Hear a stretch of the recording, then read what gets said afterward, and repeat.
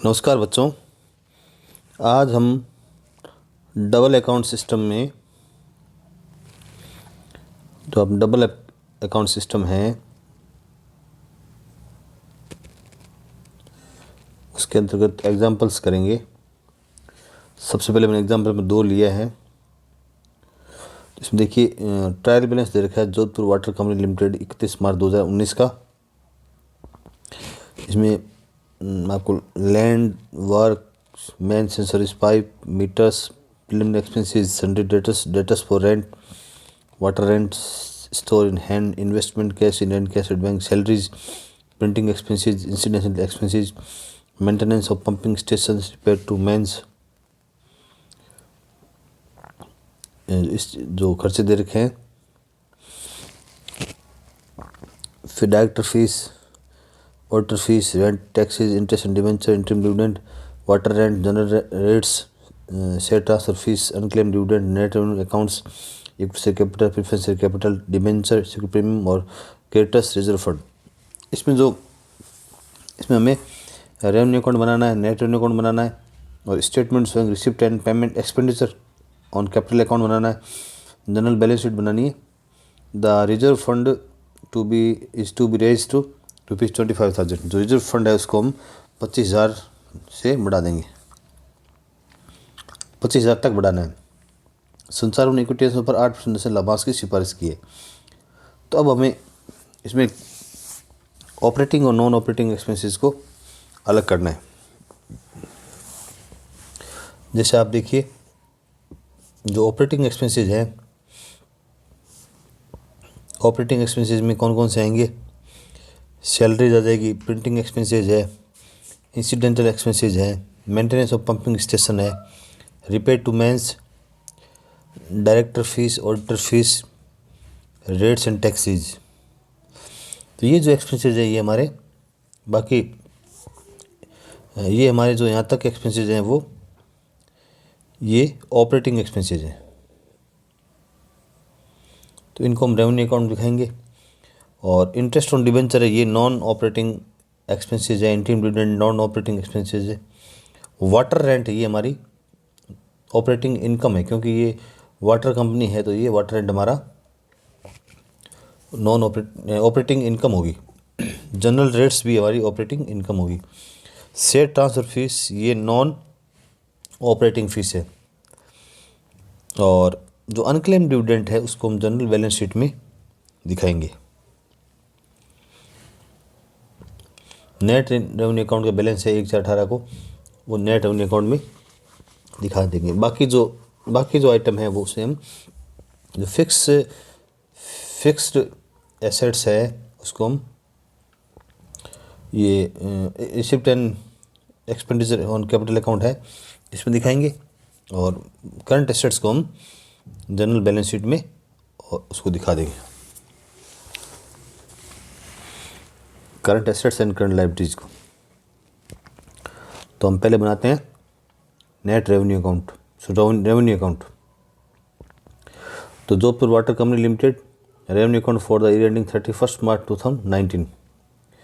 इसमें जो हमने पहले लिए थे सैलरी आ जाएगी, printing expenses, incidental expenses, maintenance of pumping stations, repairs to main, director fees auditor fees rate and taxes और इस में water rent and general rates जो मैंने अभी पीछे आपको बताए थे उसमें। तो रेवेन्यू अकाउंट में जो बैलेंस आएगा वो हमारा to surplus carry to net revenue account, ये अब नेट रेवेन्यू अकाउंट में ट्रांसफर इन दोनों टोटल इक्वल हो जाएगी। फिर हम बनाते हैं net revenue account for the year ending 31 March 2019। इसमें जो नॉन ऑपरेटिंग एक्सपेंसेस और इनकम है, अब एक चीज़ देखिए, अगर नेट रेवेन्यू अकाउंट का बैलेंस दे रखा है तो इसमें आपको दे रखा है नेट रेवेन्यू अकाउंट 1/4/18 50,000 बैलेंस दे रखा है। तो इसको हम क्रेडिट साइड में दिखाएंगे। By balance brought forward from previous year 50,000 रुपये। और ये सरप्लस जो हमने यहाँ ट्रांसफ़र किया था ये यहाँ जाएगा। तो by surplus of revenue account brought forward 5,46,80 रुपये।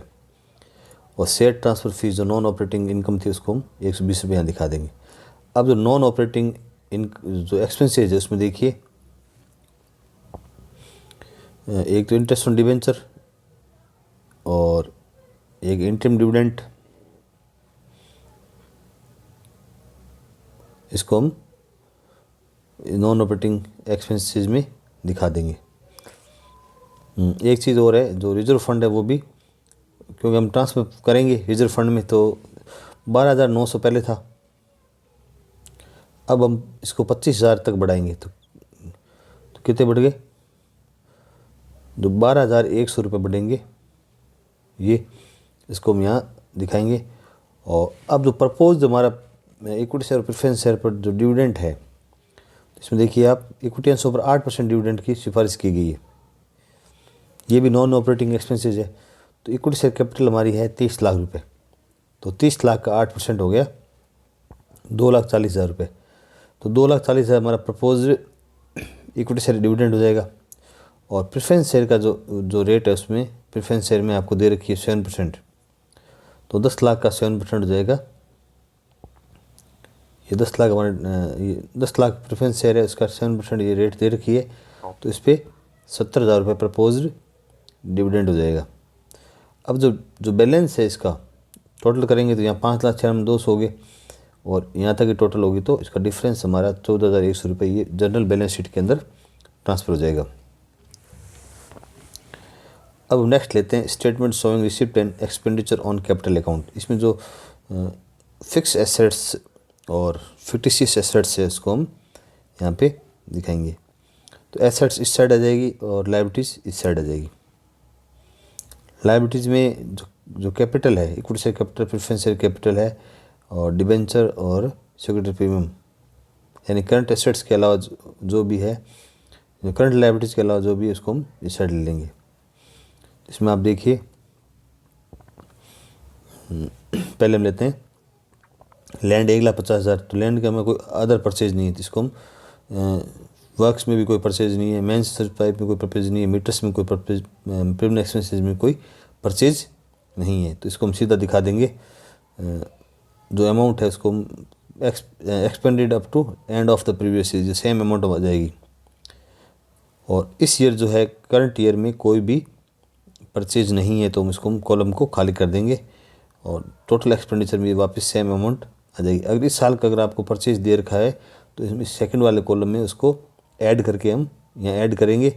इस कॉलम में जो भी आइटम, अगर किसी, जैसे लैंड हमने और परचेज करी है, तो इसमें मान जो भी है वो अमाउंट यहाँ आ जाएगी और टोटल यहाँ दिखा देंगे। और इक्विटी शेयर कैपिटल में भी कोई चेंज नहीं है। तो 30 लाख है, 30 लाख का 30 लाख ही है। प्रेफरेंस शेयर में 10 लाख का 10 लाख कोई चेंज नहीं है। डिवेंचर 10 लाख का 10 लाख है। प्रीमियम भी 10 लाख का 10 लाख है। तो balance carried to general balance sheet, जो इसका डिफरेंस आ जाएगा वो जनरल बैलेंस शीट में जाएगा। अब जो जनरल बैलेंस शीट है,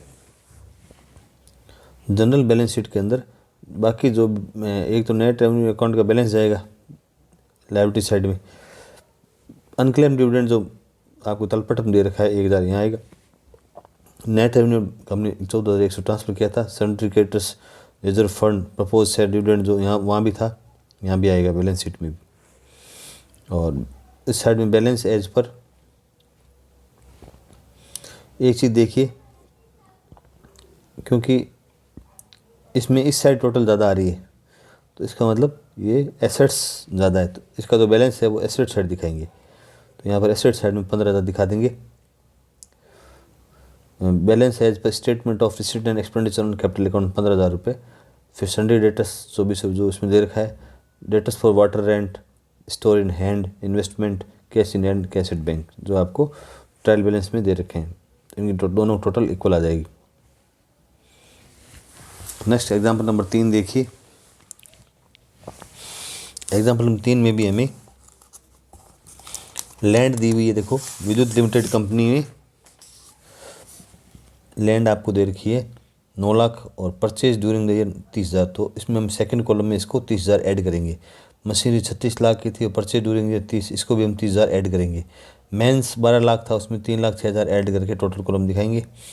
इक्विटी शेयर कैपिटल दे रखी है, debenture, creditors, depreciation reserve, sundry debtors for energy supply, ये सब जैसे इक्विटी शेयर तो जाएगा रिसिप्ट एंड एक्सपेंडिचर में, डिबेंचर भी रिसिप्ट एक्सपेंडिचर में, सन्ड्री क्रेडिटर्स जाएगा बैलेंस शीट में, और डेप्रिसिएशन रिजर्व है तो इसको भी हम बैलेंस शीट में ही दिखाएंगे। सन्ड्री डेटर्स ये भी बैलेंस शीट में जाएगा, अदर डेटर बैलेंस शीट में, कैश बैलेंस शीट में। Cost of generation of electricity, तो ये कॉस्ट ऑफ, ये हमारा ऑपरेटिंग एक्सपेंसेज है तो इसको हम रेवेन्यू अकाउंट में दिखाएंगे। रेंट ये भी है, ये भी ऑपरेटिंग है, इसको भी हम रेवेन्यू अकाउंट दिखाएंगे। मैनेजमेंट एक्सपेंसेज ये भी रेवेन्यू अकाउंट में जाएंगे। डेप्रिसिएशन ये भी रेवेन्यू, सेल ऑफ एनर्जी ये इनकम है तो इसको हम क्रेडिट साइड में दिखाएंगे रेवेन्यू अकाउंट के। रेंट ऑफ मीटर ये भी रेवेन्यू अकाउंट के आएगा। इंटरेस्ट ऑन डिबेंचर ये हमारा नेट रेवेन्यू अकाउंट में दिखाएंगे। इंटरिम डिविडेंड ये भी नॉन ऑपरेटिंग इनकम है इसलिए हमें नेट रेवेन्यू अकाउंट में दिखाएंगे। और बैलेंस आपको दे रखा है नेट रेवेन्यू अकाउंट का, तो उस बैलेंस क्रेडिट साइड में हम इसे दिखा देंगे। तो पहले हम बनाते हैं रेवेन्यू अकाउंट। तो रेवेन्यू अकाउंट में cost of generation of electricity ये हमारी कॉस्ट होगी, और डिस्ट्रीब्यूशन कॉस्ट होगी इलेक्ट्रिसिटी की। Rent, rates and taxes, management expenses, depreciation ये आपको एक्सपेंसेस दे रखे हैं। और इस साइड इनकम है sale of energy, rent of meters. तो यहाँ टोटल आपकी 8,10,000 आ गई। इसमें से डेप्रिसिएशन तक हम लेस कर देंगे तो 3,38,000 हमारा बैलेंस इन नेट रेवेन्यू अकाउंट, इसको हम ट्रांसफ़र कर देंगे नेट रेवेन्यू अकाउंट में, यहाँ दिखा देंगे। और इसका जो बैलेंस है 1,00,000 की तरह 50 साल का दे रखा है। और इंटरेस्ट ऑन डिबेंचर है वो 60,000 है। इंटरेस्ट इंटरिम डिविडेंड 1,20,000 रुपये। Balance credit to balance sheet 3,39,000, ये बैलेंस शीट में दिखाई जाएगी। अब बनाते हैं receipt and expenditure on capital account as on 31 March 2019। तो लैंड पहले थी 9 लाख की, इस साल में 30,000 परचेज करी है, टोटल 9,30,000 रुपये। मशीनरी पिछले साल 36 लाख थी, 30,000 हमने और परचेज कर ली, 36,30,000 रुपये। मेंस पहले था 12 लाख का, फिर 3,06,000 परचेज कर लिया तो 15,06,000 हो जाएंगे। और इक्विटी शेयर कैपिटल में कोई चेंज नहीं है, डिबेंचर में कोई चेंज नहीं है, तो 57 लाख टोटल होगी। और यहाँ 44,54,000 रुपये। तो हम टोटल कॉलम देखेंगे खाली, तो यहाँ 60,60,000 है, और इसमें से हम यहाँ तक लेस कर देंगे तो ये 15,72,000 रुपये आएंगे। ये हमारा ये एसेट्स ज़्यादा है तो इसको हम एसेट साइड ही दिखा देंगे। अब हम लेते हैं जनरल बैलेंस शीट। तो जनरल बैलेंस शीट में आप देखिए जो भी करंट एसेट्स या करंट लायबिलिटीज़ है उसको हम इसमें दिखा देंगे। पहले सन्ड्री क्रेडिटर्स आपको दे रखा है 6,000 रुपये, और डेटर्स आपको 3,000 दे रखा है, और कैश 30,000 दे रखा है। Sundry debtors for energy supplied 2,40,000, और एक्सपेंस ऑफ एक्सपेंडिचर और रिसिप्ट ये हमारे तो 15,72,000 है, वो इस साइड आएगा क्योंकि इसकी टोटल ज़्यादा है तो ये एसेट्स है, तो एसेट है तो हम एसेट साइड दिखाएंगे। फिर नेक्स्ट देखिए, अब जो नेट रेवेन्यू अकाउंट का बैलेंस है, जैसे ये 3,39,000 हमने नेट रेवेन्यू अकाउंट का बैलेंस है, तो यहाँ पर ये लायबिलिटी साइड आएगा 3,39,000। डेप्रिसिएशन रिजर्व है वो भी आपको दिया हुआ है। रिजर्व देखिए बुक में, इसमें डेप्रिसिएशन रिजर्व है क्योंकि इसमें डेप्रिसिएशन रिजर्व ये रहा 15 लाख रुपए, तो इसको हम 15 लाख दिखा देंगे। तो टोटल हम कर लेंगे 18,45,000 रुपये। अब एक मुख्य बात देखिए, आपको ये ध्यान रखना है कि रेवेन्यू अकाउंट के अंदर इसमें आपके ऑपरेटिंग एक्सपेंसेस एंड इनकम आएगी, और नेट रेवेन्यू अकाउंट में नॉन ऑपरेटिंग, और इसमें fix assets and fictitious assets इसमें दोनों में आ जाएगी।